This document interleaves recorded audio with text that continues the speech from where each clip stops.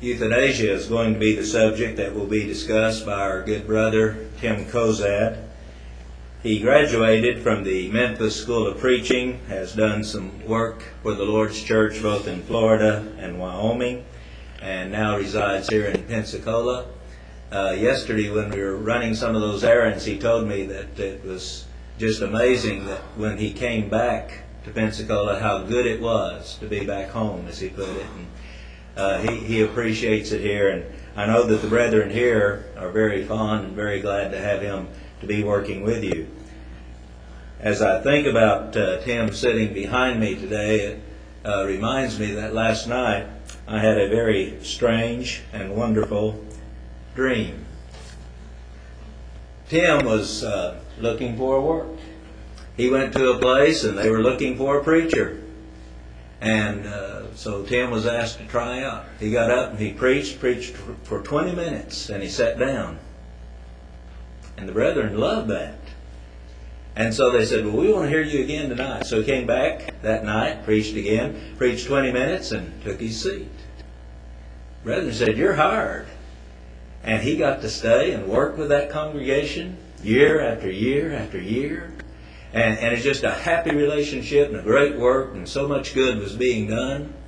Then one Sunday morning he comes in, he stands behind the pulpit, he preaches for 20 minutes, and the people begin to reach for their wraps and their belongings, they're getting ready to go. And Tim just kept on preaching. He preached for 45 minutes. No sign of letting up. He's still going strong. An hour and a half later, they're still wondering, when is he going to quit? They go for 2.5 hours. And still no sign of letting up on his part. And the brethren are just they're out of control after that service. He finally quits and they say, what happened, Tim? What went wrong?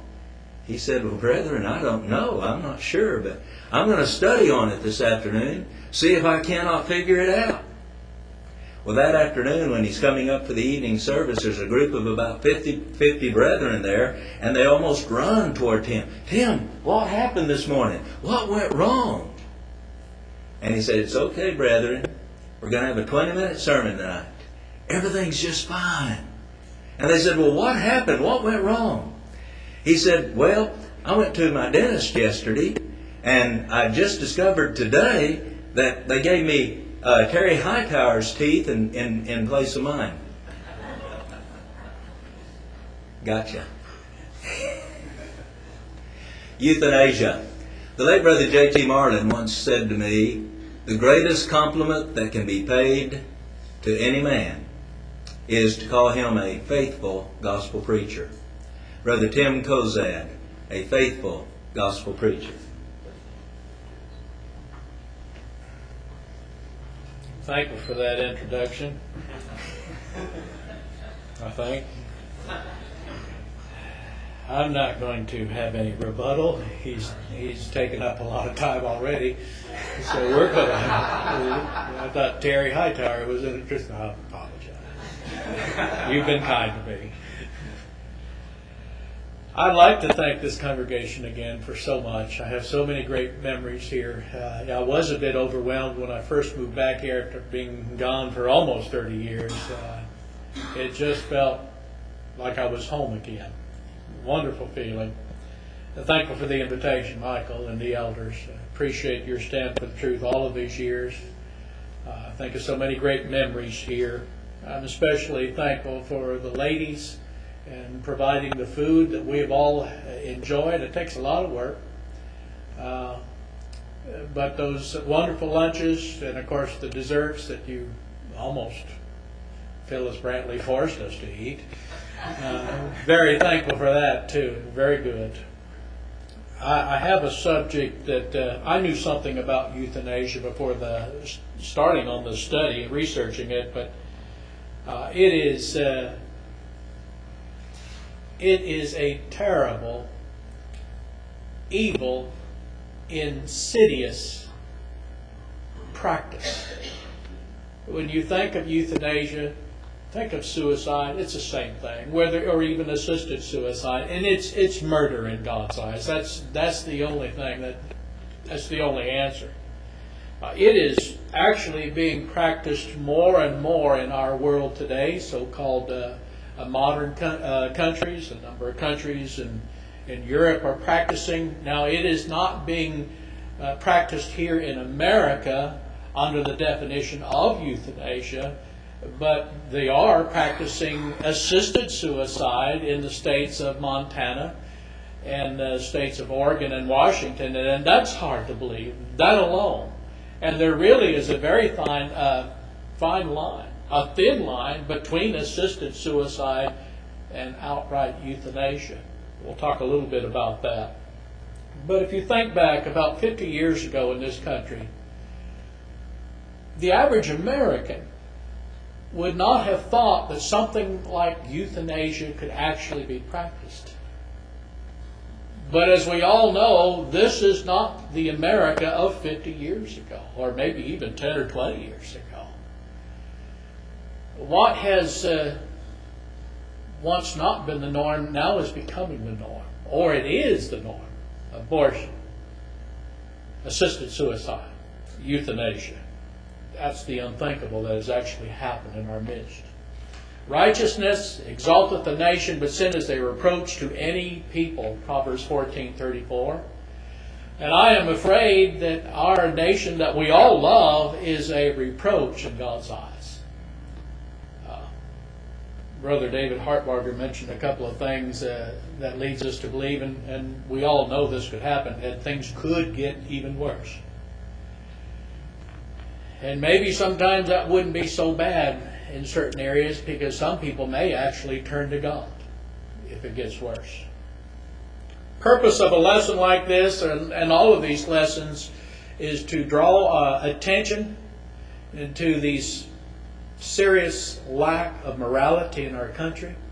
A subject like euthanasia, to become a little bit more knowledgeable about it, learn how to stop it before it does become law. Because you have a lot of people in this country now who don't think like we do, who actually would want it to be practiced, to become law. In these difficult times, ungodly times that we live in, I think it's important to remember the words, the admonitions of the Apostle Paul, Philippians 2:15, that ye may be blameless and harmless, the sons of God without rebuke, in the midst of a crooked and perverse nation, among whom ye shine as lights in the world. We are that light in this dark world. Now, it has already been mentioned a few times, some things I think Michael did the other day about definitions of euthanasia and some of the different methods or practices of euthanasia. That's okay. Repetition is good. We need to be reminded. There's a number of lessons that we've noticed this past week that do overlap. That's a good thing. American Heritage Dictionary defines euthanasia as the act of painlessly ending the life of a person, watch it, for reasons of mercy. Now we'll come back to that word reasons in a second here. But reasons of mercy, also known as mercy killing. That's another definition or another word that they use. Euthanasia derives its name from the Greek word euthanatos, which simply means good death, as they described good death. Different categories, of course. There's three main categories of euthanasia. First one is voluntary euthanasia. This is what we normally think of as euthanasia. There's non-voluntary, and then there's involuntary euthanasia. Well, voluntary euthanasia is just that. This is when the patient consents to die and is assisted by the physician. We're talking about he doesn't just give them an overdose of pills and walks away. That's assisted. This is where the doctor himself actually would take maybe a syringe of morphine and inject it into that patient who was willing to die, and that patient succumbs to death. That's euthanasia. Now this form, once again, has been practiced in a number of countries. The Netherlands come to mind, Switzerland comes to mind. Assisted suicide in America. And there are a number of other states besides Oregon, Washington, and Montana who seemingly are waiting in the wings to make it legal as well. Well, a little leaven leaveneth the whole lump, 1 Corinthians 5:6. Non-voluntary euthanasia is conducted without the consent or the will of the patient. One way that is practiced is with child euthanasia. Abortion, murder in the womb. Child euthanasia is a child born into this world, of course, and it has some medical problems. Problems can be very severe. It could be something like MS. It can be mentally handicapped. And the parents is basically told, these are the problems. It's going to be very expensive. It's going to be a difficult life for you. Why don't you just go ahead and euthanize the child? And they do. Then there's involuntary euthanasia. This is conducted against the will of the patient. And what immediately comes to mind is Nazi Germany, that enacted it back in 1939. Different methods to these categories. They are generally known as passive and also active euthanasia. A passive would allow the patient to simply, as Michael stated the other day, to die a natural death. I sometimes have a problem with the term passive euthanasia. I don't think it's euthanasia at all, but I guess they would have to give it a definition. There's one reason so many people are starting to have more and more certain wills, living wills. Well, that's kind of a misnomer, isn't it? It's really a will to die, but they are choosing to die. They don't want to be hooked up on a machine and left in that sort of lifestyle, if you call it that, and there's no hope of recovery. So they simply want to die a natural death. Now, active euthanasia is the opposite. This is where the use of lethal force or substances is used to kill the patient. Whether it is an overdose of sleeping pills or an overdose of some other narcotic like morphine to kill that patient. C. Edward Koop, a former Surgeon General, you remember under Reagan administration, he stated the whole thing about euthanasia comes down to one word: motive. Intent? Motive. If your motive is to alleviate suffering while a person is going through the throes of dying and you are using medication that alleviates suffering, even though it might shorten his life by a few hours, that is not euthanasia. But if you are giving him a drug intended to shorten his life, then your motive is euthanasia. Well, something we need to remind ourselves, especially as Christians, before we go any further, who gave man the right or the authority to begin with to take a God-given life? God didn't give us that. Only God has that right. And the Lord God formed man of the dust of the ground and breathed into his nostrils the breath of life, and man became a living soul. Genesis 2:7. Then there's Job 33:4. The Spirit of God hath made me, and the breath of the Almighty hath given me life. Thou shalt not kill. Better, thou shalt not murder. What it really means. Exodus 20:13. Thou shalt not murder. That's an eternal principle. That was true under the patriarchal age, the Mosaical age. That's true in our time, in the Christian age. That will always be true. It's always going to be a sin to murder someone. It's always going to be a sin for us if we choose to murder ourselves. Whether it's suicide, whether it's assisted suicide, or whether it is euthanasia. Secondly, is there really a reason to take a life for reasons of mercy? In other words, to alleviate that person's unbearable pain. Well, they say yes. That's usually the first argument they throw out. The problem with that is that in most cases, except extremely rare cases, medication can alleviate that suffering, even in the throes of dying. So you don't have to kill someone. Or you don't have to murder that individual.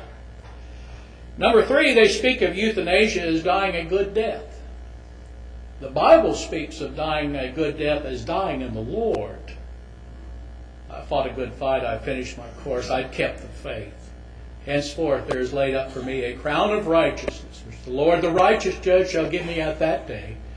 And not to me only, but unto all them also that love his appearing. 2 Timothy 4:7-8. Paul died a good death. He died in the Lord. Anyone who chooses to murder themselves is really, if you think about it, jumping from that proverbial frying pan into the literal fire, because it's the fires of hell is where they're going. If they think that they're actually going to relieve suffering, it's going to be multiplied upon them tenfold. Then they're going to know real suffering. Whether it's minutes or just seconds later, it's going to take place. This is an unforgivable sin, folks. Once you've killed yourself, you can't ask God to forgive you. It's too late. Remember in Acts chapter 1 when the apostles were choosing to draw lots to have another apostle to replace Judas who had went out and he hung himself. And then there was the statement by Peter, Acts 1:25, that he might go to his own place, speaking of Judas. Well, his own place wasn't paradise, it was torment. And he's been there every day of every week, of every month, of every year, decade after decade, century after century since that time, and it's not going to end. He's always going to suffer for committing that sin, and anybody who does that. If you're following along in the book, I'll mention a few things about brief history of euthanasia. There's plenty of books. There's plenty of articles. Type up euthanasia on the computer, press search, and it will take you to one website after another. And it's just all kinds of information, even pros and cons of euthanasia. It'll even tell you what's taking place in certain places.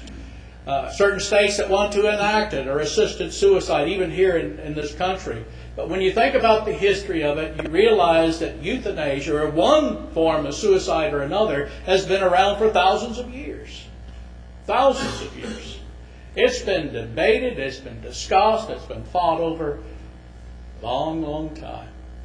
I guess you could probably go all the way back to Saul, King Saul, who wanted his armor bearer to thrust himself through with the sword. The ancient Greeks, the ancient Romans, those cultures, they actually looked at suicide, any form of it, as a respectable way to die. I guess it was as long as it was someone else who was doing it. Did anyone think it was a little bit kind of funny with Dr. Death, Dr. Kevorkian, when he died, that he died in a hospital? Did that pass through anybody else's mind? That he wasn't actually willing to practice what he preached? That's typical, isn't it? With the fall of Rome, even before that with the spread of Christianity, history tells us that suicide began to dwindle. Michael Manning, who is a medical doctor, also a historian in this area, stated the ascendancy of Christianity with its view that human life is a trust from God reinforced the views of the Hippocratic school which forbid euthanasia. By the 12th through 15th centuries, it culminated in the near unanimity of medical opinion in opposing euthanasia. They were against it. Well, you think about the teachings of Jesus Christ. How precious life is to love your enemy, to love your neighbors as we are to even love ourselves. Well, life is precious. Life comes from God. However, the push to legalize euthanasia never did go away. Even in America, the courts have debated over it, the legality of euthanasia, for hundreds of years here in the United States.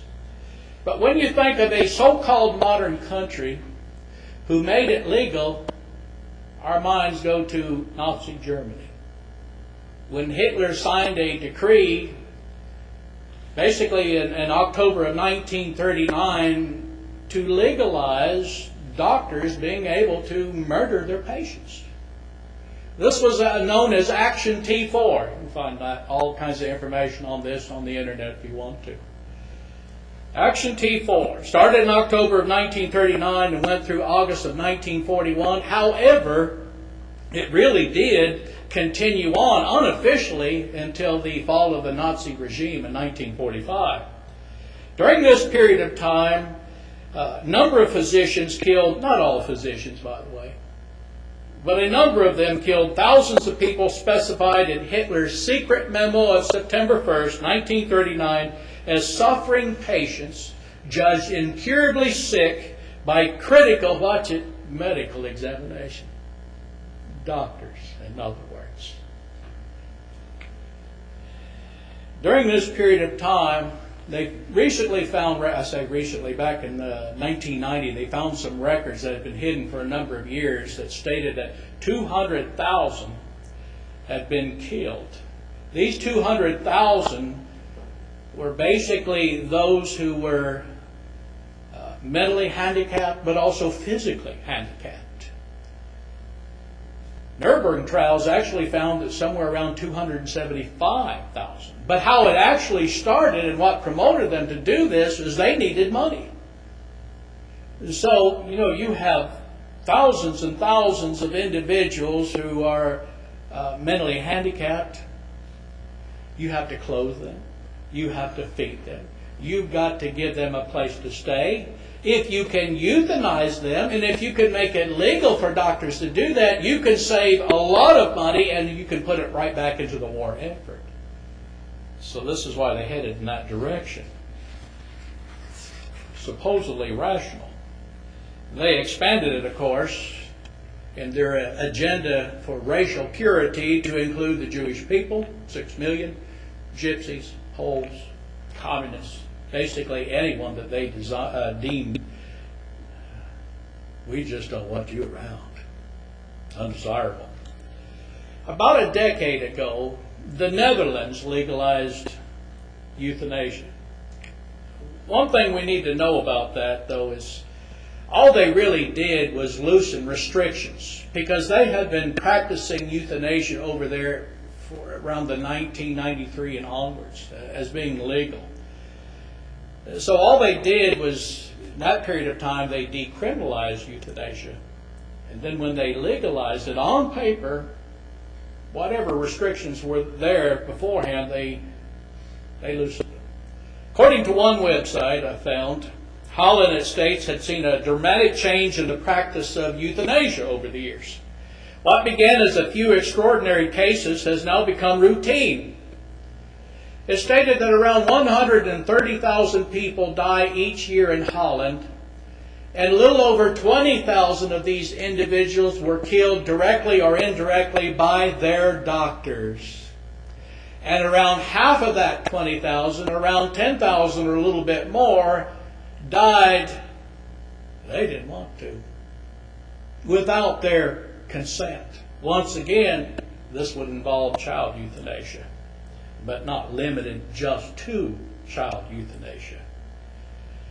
One judge has okayed direct euthanasia for a depressed person who was physically well. I think it was David who mentioned about the ballerina who had arthritis, couldn't dance anymore. She was so depressed that she wanted to die, so the doctor killed her. Murdered her. Killing has also been allowed for depressed teenagers. Hospitalized seniors are now listen to this. Hospitalized seniors are routinely visited by an organization that offers to oversee their case to prevent their doctor from killing them. Of course, it could never happen here, right? They had a poll came out a number of years, 1 or 2 years ago, and they asked senior citizens who weren't in nursing homes, who were still out in the economy, living a vibrant lifestyle, if they believed in euthanasia. 50% agreed with it. The same poll, same question was asked to senior citizens in nursing homes, and only 3% agreed to it then. Talking about the shoe being on the other foot. Once again, the states of Oregon, Washington, and Montana have already legalized the bill for assisted suicide. They are on that same slippery slope as the Netherlands, as Holland, even Switzerland. They have made it a law now. More states, once again, are striving to make it a law in their part of the world. Can you imagine legalizing something like that in America? What a shame. The problem with the Netherlands, along with, of course, being murder in God's eyes and being a horrible sin, is that it is simply impossible to regulate over there anymore. Robert Bork, in his book Slouching Towards Gomorrah, wrote, "The Dutch practice is virtually unregulated despite the guidelines laid down by the courts. The cause of death is often misleadingly reported as something other than euthanasia. Cardiac arrest. Well, you know, if you inject a lot of morphine into a person's heart, well, yeah, he's going to die. Cardiac arrest." He went on to state, "We will probably never know the number of persons killed by doctors in the Netherlands or the number killed without their consent. The same ignorance will surely prevail if euthanasia comes to the United States." And there are websites where people have talked about that. If it becomes legal in this country, euthanasia, most people believe that it will be even worse than in the Netherlands because there's more people. Almost impossible to regulate. Impossible to realize how many doctors have murdered their patients. When and where. Uncontrollable. Once the people head down this road to destruction, in many cases, there's no turning back. No turning back. Now, another thought that needs to be mentioned is, could it be in this country that the genocide that took place in Nazi Germany, could it happen here with enacting euthanasia? Now, most people will say, no, it could never happen, at least not to that extreme. You sure? Do you have that much faith in your government that maybe 20, 30, 40, 50 years down the road, as we continue to turn our backs upon God's holy word, if we continue to be much, much more a godless nation, do you think that could never happen? You want to bet on it, Jess? I don't think so. I don't think so. We need to remember, and if you think that physicians would not okay something like this, because about 88% of doctors in the Netherlands agree with euthanasia. If you don't think that doctors would get behind it here, and I'm sure most of them are against it right now, but we need to remember that yes, Hitler did sign the law to make it legal, but when you read about that part of history, it seemingly means, it implies that the doctors wanted it. They wanted the okay to do this, especially with those who were mentally handicapped. Unbelievable. Once again, when a people, a nation, or a society turns from God and God's holy word, and God gave that meaning to life, then life becomes much more meaningless. Sanctity of human life.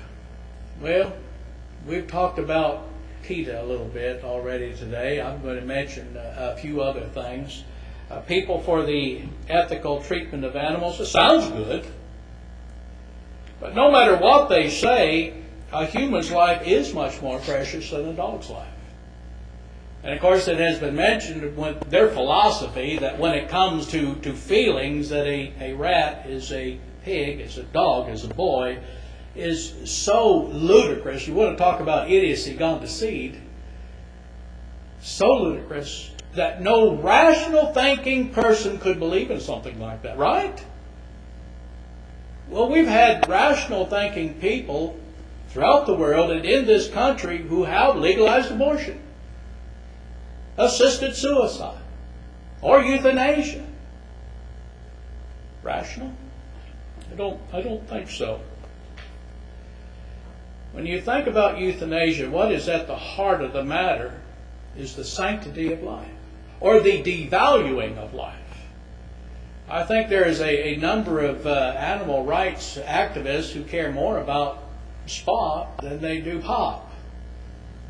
more about the dog, the animal, than the person. You see those commercials about the dogs who've been abused and things like that. And anybody who does that needs to go to jail.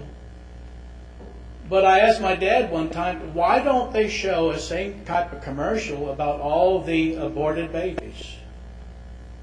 Won't do that. But they will with a dog or a cat. When I lived in Colorado, Richard Lamb, or also known as Dick Lamb, was the governor. A leftist Democrat, if there was one. Wacko. In 1984, still the governor, he proclaimed elderly people who are terminally ill have a duty to die and get out of the way. You remember that? He went on to elaborate that let the other society, our kids, build a reasonable life. But elderly people who are terminally ill have a duty to die and get out of the way. Kind of smacks of Scrooge, doesn't it? The Christmas Carol. Didn't he basically say the same kind of thing? That, well, they do kind of have a duty to die and decrease the surplus population. Now, I don't think I put this in the book, but this, well, I did, some of it. This concept really isn't nothing new, and all Dick Lamb really did was profess what other liberal leftists were already thinking, had been thinking for years. He basically, if you want to call it courage, he had the courage to actually say it.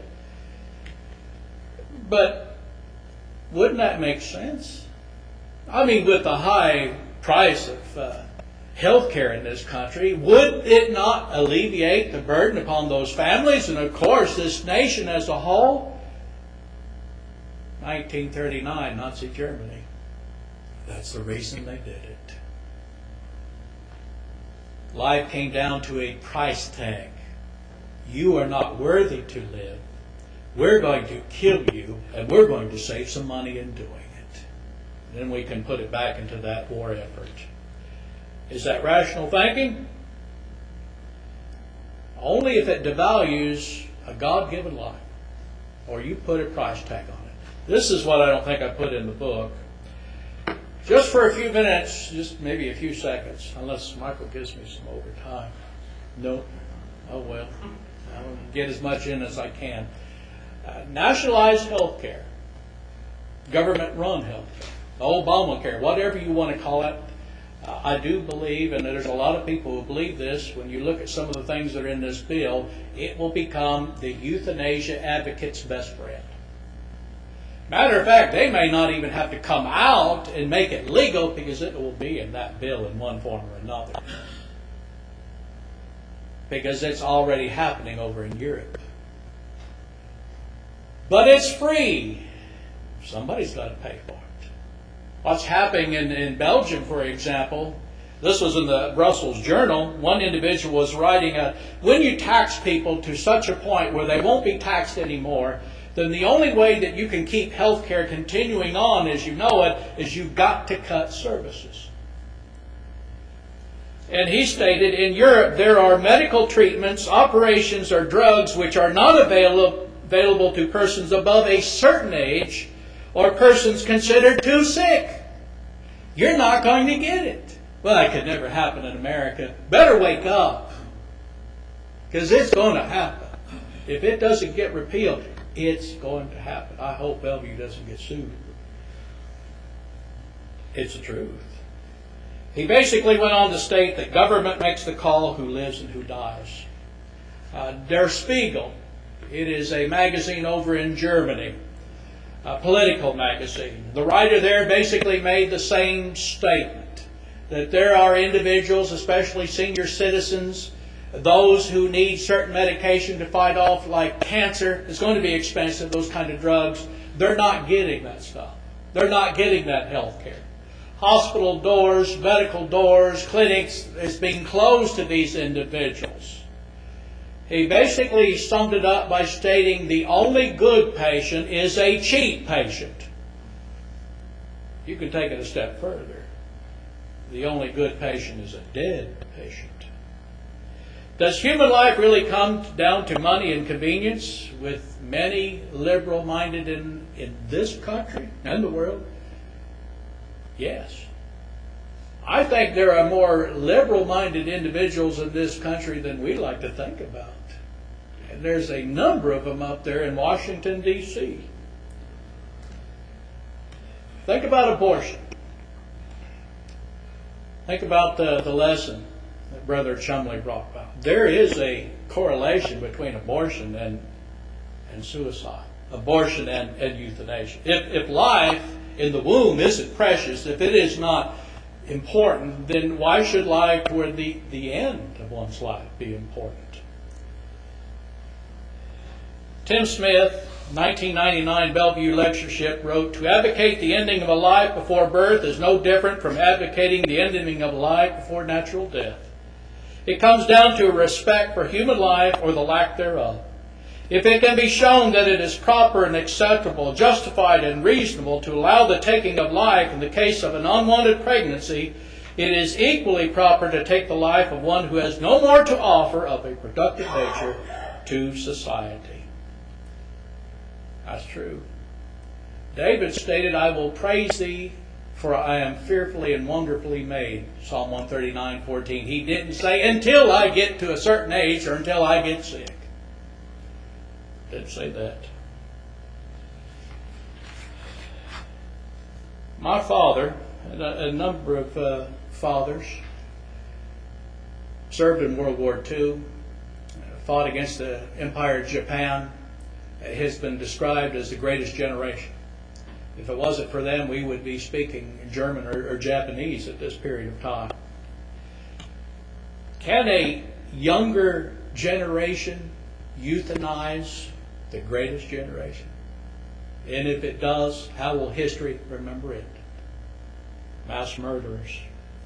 "And he that smiteth his father or his mother shall surely be put to death." Exodus 21:15.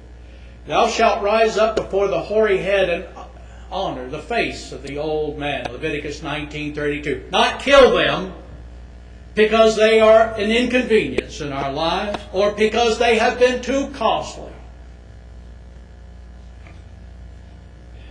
Jesus, even Jesus, there on the cross, cared for his mother, making sure that she had a place with John. What would he think of those who euthanize their parents?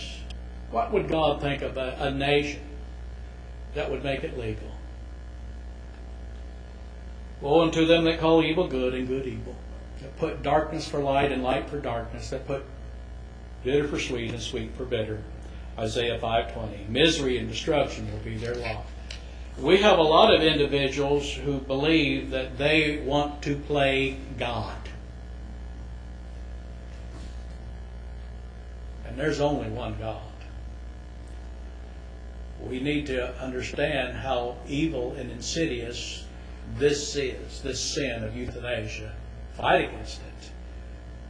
Soldiers of Christ, arise. It is time and high time for us to put our armor on. Thank you, brother.